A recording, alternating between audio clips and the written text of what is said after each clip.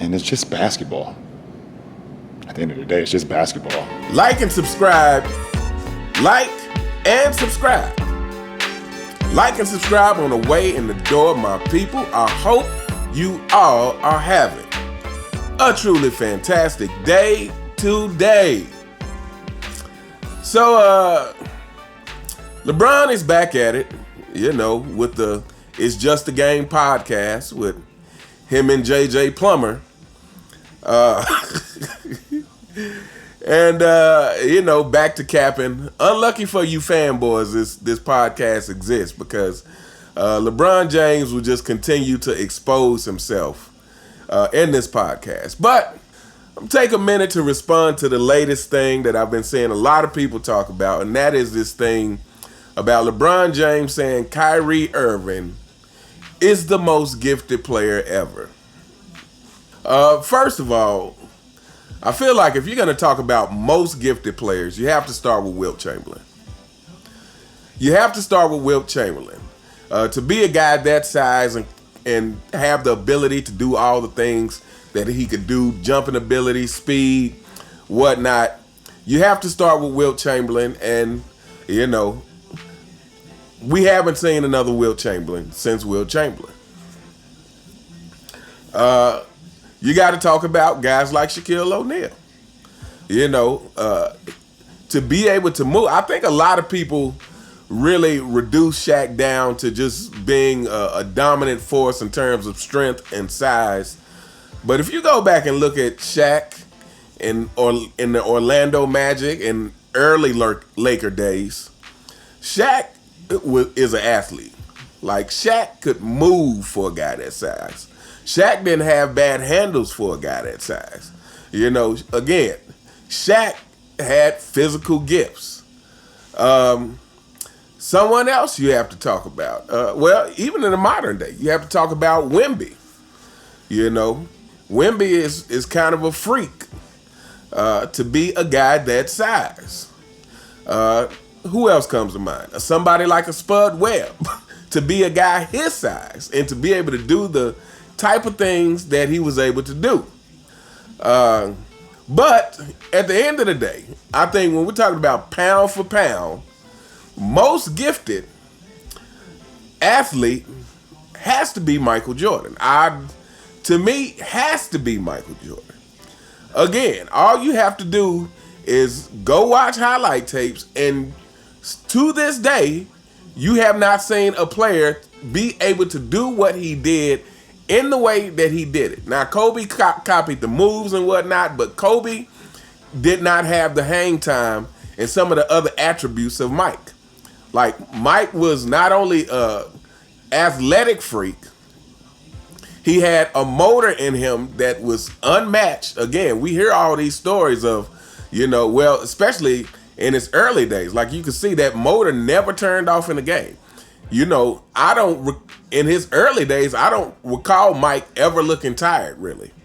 But even as the years progressed, you would hear the stories about Mike staying out gambling all night or staying out drinking, smoking cigars.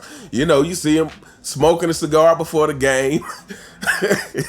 And yet still had that motor in him to dominate. What else? The hand size. To be 6'6" and have that hand size, to be able to do whatever he wants and manipulate the ball in the way that he did, to have the speed, the cat quickness, to have the 48-inch vertical, which a lot of fanboys like to dispute because fanboys, again, you guys is really, you guys are reaching on a lot of stuff. And like I said, you just don't have basic logic. Because I hear a lot of fanboys say, oh, well, if he had a 48-inch vertical, his head would be at least 6 inches above the rim on these jumps. Just because you can jump 48 inches doesn't mean you jump 48 inches every time you jump. But there are clips of Michael Jordan where you can clearly see it's almost as if he jumps as high as is necessary to get the job done. But some of these clips where he's dunking over a 7-footer It's one clip that comes to mind in particular. I can't even think of, but he's dunking from the baseline, and it's two people up, two people contesting the shot, and it's almost like he goes into an extra gear to get up higher than both of them. But yeah, just because you have a 48-inch vertical doesn't mean that every time you jump, that just means that you are capable of jumping that high.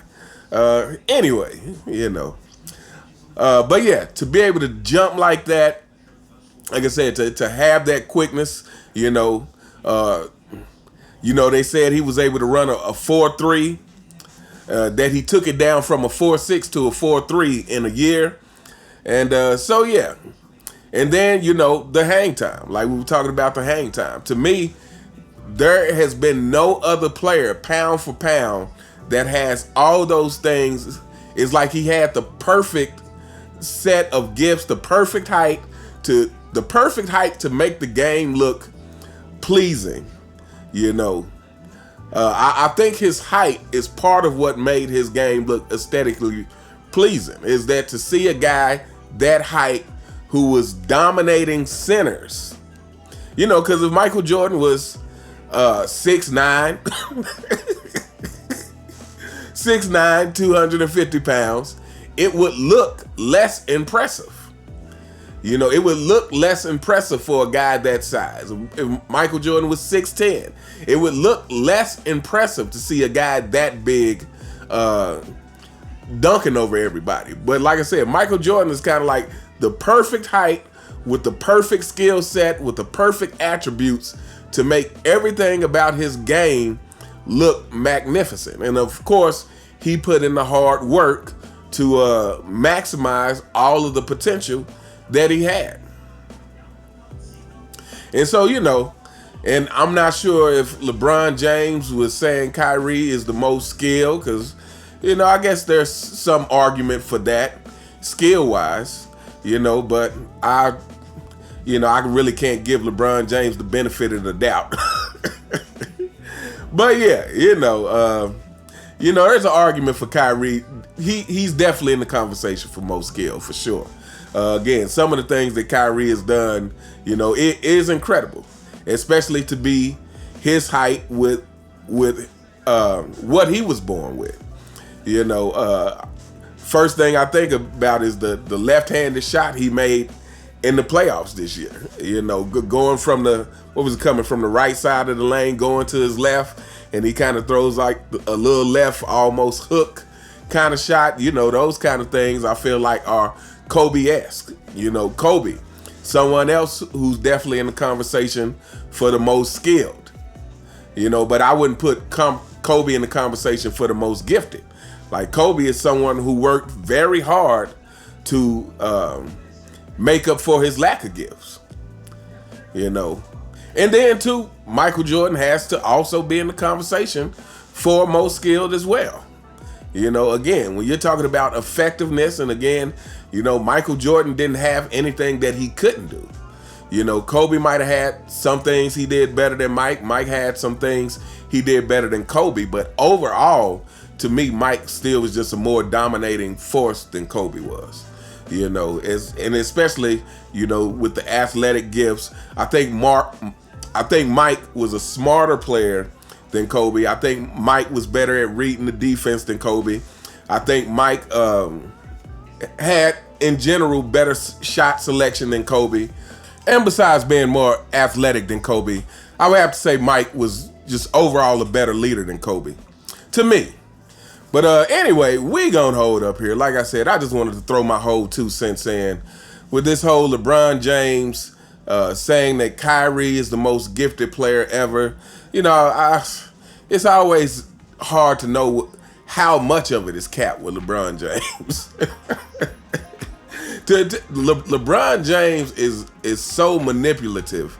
It feels like anytime he gives someone a compliment, that it's for a reason. It's not just to give them some praise.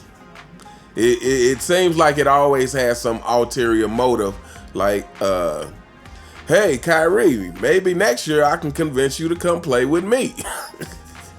But anyway, let me know what you guys think in the comments. Who do you think is the most gifted player ever?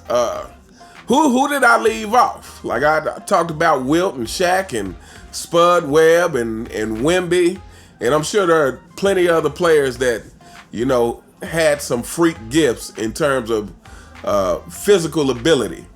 But like I said, for me, Michael Jordan is at the top of that list. How could I forget Vince Carter? You know, Vince Carter. But anyway, let me know what you guys think in the comments.